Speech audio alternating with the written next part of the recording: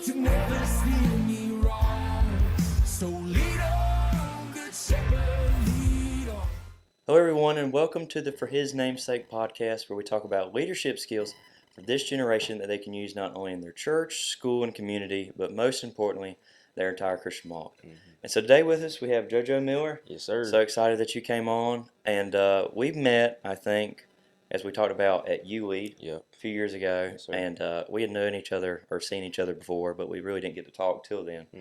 So just to give the viewers a little bit about yourself, just tell them a little bit about yourself. Well, like you said already, I'm JoJo. I go to New Life Church in New Bern, North Carolina. We talked about just saying a little bit about my testimony, and I grew up in church. Went to public school up until my 9th grade year. Then I went to private school, a Christian private school, 10th grade on until I graduated, and I just graduated this past year. But not until, I guess, I went into my Christian school is really when I took my faith seriously and started getting more leadership opportunity through like choir and things like that. But yeah, that's a little bit about me. That's awesome. And so, yeah, JoJo, he's from New Life. He's got some opportunities to lead worship, and we'll talk a little bit more about that later. But just kind of tell you, just kind of told us a little bit, but maybe go into more detail. What are some opportunities you've kind of got to lead and be a leader? I think, like I said before, it started in choir. My mom, I shared this at the National, but my mom kind of forced me to do a solo, my very first choir concert. And then from there, because our church and school are connected, the pastors heard me singing, and they asked me to join on a Wednesday night and sing. And then from there, it went to leading chapel services and then leading teen church services. And then I got the opportunity to be on Yet this past year, youth evangelistic team, and competing in different competitions and leading worship at the National, obviously, with Yet. And so, yeah, a lot of that. And then I answered the call to preach, actually, summer after my junior year. And so that gave me even more opportunity to lead. Actually, yesterday, I preached, I spoke on serving in Matthew 20. And so, yeah, just different things like that have come from music, which is kind of topic of the day, I guess. Yeah. And so, through all that, being involved and just, through growing up, and then when you really got involved in leadership, who are some people that you look up to? Okay. I did think about this question when you asked me or when you sent it to me a lot. There's, I guess, 3 different categories I kind of put it in, like personal life, and then obviously the worship aspect, and then through like just leadership in the theological aspect of leading biblically. I think for me, and when it comes to worship, obviously, if you know my church, New Life, I think Kevin Denton is the obvious answer for that, just because he's mentored me and what it means to be a worship leader, what it means to live out worship in music, not only music but also in service. And then I guess for the theological aspect and like reading and those type of biblical disciplines, Fuad, my youth pastor, Pastor Fuad, he's very, if you know him, he's very versed and well versed when it comes to the Bible and just breaking it down and understanding it. And in my personal life, I don't think I give him enough credit, but my stepdad has been a really big influence in my life, just when it comes to being the rock of our household and being the men that we're supposed to be spiritually, and the self-control that he has. And it just he's taught me a lot through his actual action of like what it means to be a man. So those are probably the top 3 most influential people in my life. That's awesome. And, kind of from a personal side and, the spiritual side of stuff on church side, that's awesome. And so through all that, the opportunities you've got, the people you've been looking up to that have been an influence in your life at home and at church, if you could define leadership in one word, what would that one word be? We talked about this in the car a little bit, but I think service is like a very common answer. But for me, as I was thinking of it, I was trying to think of a different word just because, like, I know everybody probably says service, but I think that kind of encapsulates what leadership is. With it takes every word you can say and it puts it in the service. Like, you can be humble, you have to sacrifice, and there's so many other things that you can say. And those two things specifically, humility and sacrifice, have been something that I've tried to learn better and better myself on Right. recently, just because it's easy, like getting all the opportunities that we talked about. It's easy to feel yourself a little bit. And Yeah. it's easy to not be humble. And then when we get to that point, then you're relying on yourself Mm-hmm. and not the Lord. And so, service just, it kind of, when we serve people, it humbles us, and then also shows others that we're willing to serve them. Mm-hmm. And then that influences them to want to follow us better, just Right. because, oh, this man, he wants to serve us. He wants to be my friend. He doesn't think that he's better than I. So Yeah, that's awesome. And, like it is right. It is a word that usually a lot of people talk about, but as we said, it kind of encapsulates everything, and it talks about, all those different, because if you're going to be a servant, you have to be humble. You have to be willing to, step down from your high throne, I guess, if you're on that, right, and come down to serve people, because that's what Jesus came to do. right, Because he stepped down from his throne to come down to be with us, the people that he had created, and step down to our level so he could show us that we needed him. right. And I think that's one of the best ways to show people what leadership is just to kind of give them, this is what Jesus did. Mm-hmm. And what the main thing he did was to serve us. Mm-hmm. And so we talked about this, we talked about it in the beginning.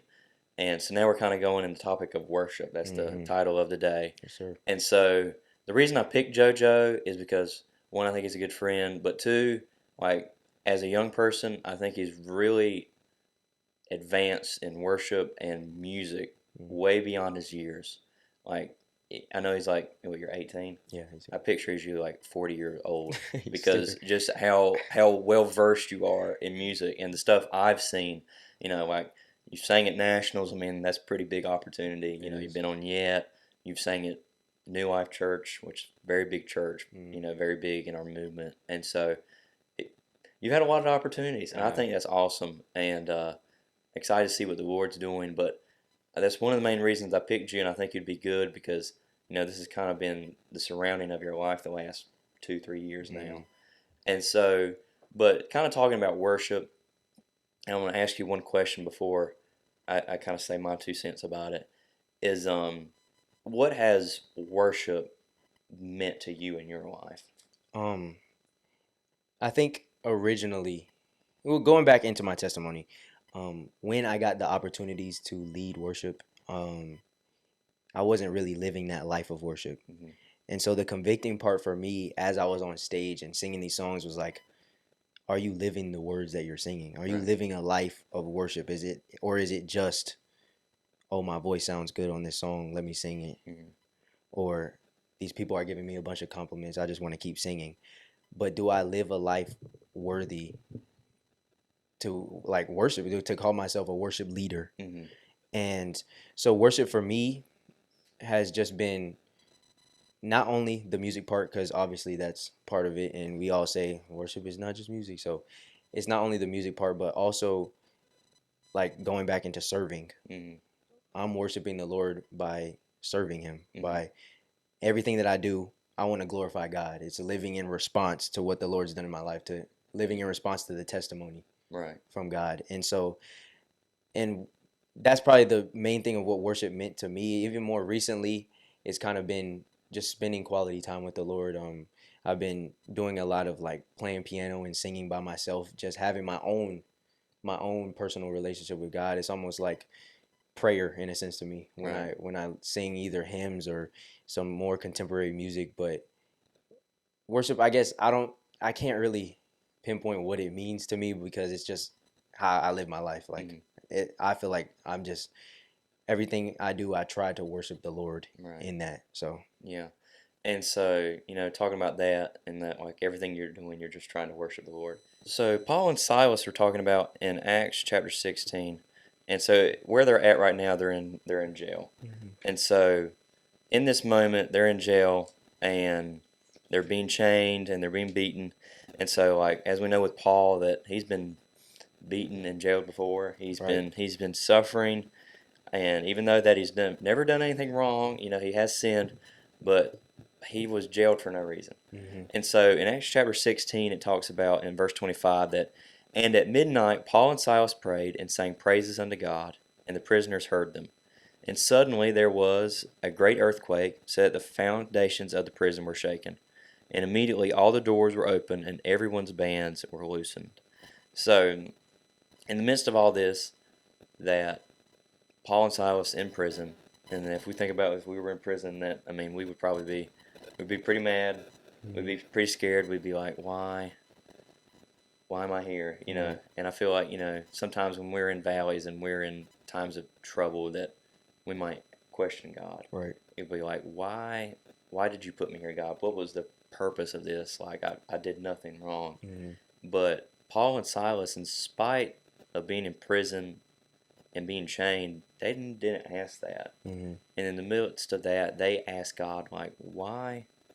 Well, they didn't ask God, sorry, but they were like praising God. Mm-hmm. They weren't asking why, but they were praising instead. And, you know, how often that challenges me in my life, that, you know, there's been times in my life that I've struggled, you know, like something hasn't gone my way, or there's just been a hard time in my life, and I blame God for it. Mm. I blame God for, you know, like, why would you put me there? Why, when I've been serving you, why would you put me in this valley? And, you know, there's a song that I've been listening to recently called Flowers. And that song talks about, you know, like flowers grow in the valley. And that the lady who wrote it, she had been going through a hard time. And she had talked about in that how in her life she saw that God was holding a watering can. And, you know, we can't see that, what God's doing. You know, we live by faith, not by sight. So we can't see what God's doing all the time. But that's why we have to patiently endure sometimes. Mm-hmm. Because we see what Paul and Silas did. They sang praises and worshiped God in the hard times. Right, yeah. Even though they were probably one of the lowest moments they ever could have been in, they still found time to praise God. Right. So, asking you, like, what are your thoughts on this, and like, how can people be encouraged by this, what Paul and Silas went through? Okay. I think two things. The first thing is I just admire how Paul always looked for the reason that he was there in these hard circumstances. I think our tendency, like you said, is to doubt God and question God for the reason that we're in our circumstances, whether it be negative or when it's negative. But I always admire Paul for allowing the Lord to use him in the negative circumstances. And also, Nate Hare from our church, he preached on the same passage, and in a different translation, he was telling us how the prisoners listened to the worship that Paul and Silas were doing. And I think the truth we can take away from that is just how impactful worshiping in hard times can be to others, not only to ourselves. And there was a pastor who was preaching a sermon and told us a story about one of the members of his church. I can't remember where I was when he was telling us. It was like a youth conference or something like that. And one of the members of his church was on his way to his deathbed, and he had a terminal illness or something like that. And he said that he would continue to be joyful. He would continue to serve. He would continue to worship with his life. And I think we can take so much truth from just being in those negative circumstances, looking for, Lord, why do you have me here? Not in a way of like questioning him, but in a way of, Lord, use me. How can you use me in this situation? And I think that's the most important thing when we are in those circumstances, and the biggest truth we can take away is just we got to continue to worship, Right. good or bad. And, you know, like that guy that you were talking about, that even he's close to death, that he could still continue to serve and worship the Lord. You know, and how often, like we were talking about, like hard times come in our lives and we just give up. Right. But even with like David, you know, his life was filled with worship. But even when he committed sin with Bathsheba, that even though he grieved over that and asked for repentance, that he still worshiped the Lord after that. And that when that happened, he just didn't give up, but rather that was kind of almost a turning point for David. But it was showing him that even through hard times, even when we mess up, and even when stuff doesn't go our way, that we still need to worship the Lord. Right. And, sometimes we might get mixed up, and when bad stuff happens in our lives, we might get distracted from who God is and what God's done for us. Like I've said, sometimes we might blame God for what is going on in our lives, even though He sent that to us for a purpose. Right. And even though we might not realize that, and we might come to say, well, God, I'm blaming you because why are you doing this to me? Because I've been serving you. And then we might turn to things that we shouldn't be worshiping it through that. And so, what in your life, and just kind of to help people, there's times in our lives that we might start worshiping the wrong things. Mm-hmm. But as Christians, how can we protect ourselves from that? Well, you brought up David, Mm. and David had his accountability structure in Nathan, Mm. and someone to keep him on a straight and narrow. Mm. I think for me in my life, apart from having a relationship with God, which we've already talked about, just being in our Word and prayer, the church is made to hold us accountable and to give us support Right. in our walk. And so I think that's the biggest thing for me that's helped so much in keeping me on the path that I'm supposed to go, is just having my parents as good accountability structures, my friends, my pastor, my youth pastor, Fuad, or my old youth pastor, sad to say, but just keeping me on the straight and narrow, going to them for advice on things. And I think that's, like I keep saying this, but that's the biggest thing in my life. I have to have those people in my life that are going to remind me in my face, and that the Lord uses to remind me, like, what you're doing is not right, Right. and you need to focus back on the Lord. Right. And in our lives, like what you said, we should find somebody that keep us accountable, somebody that we can talk to when, we're struggling with something. Maybe it's a sin in our lives or something else that we're starting to glorify somebody else than God, and that we need to talk to somebody. And I feel like that's the same for in leadership, that, there's somebody on the top, that they are the main leader, but they have people working under them, and those people around them that can keep him accountable and keep each other accountable for what they're doing. And hopefully that they can all work together to go where they need to go in their leadership walk and to do everything they can for Christ. And so I think that's very important, that we have accountability partners and things that we can do to lead in people's lives and help people and influence people.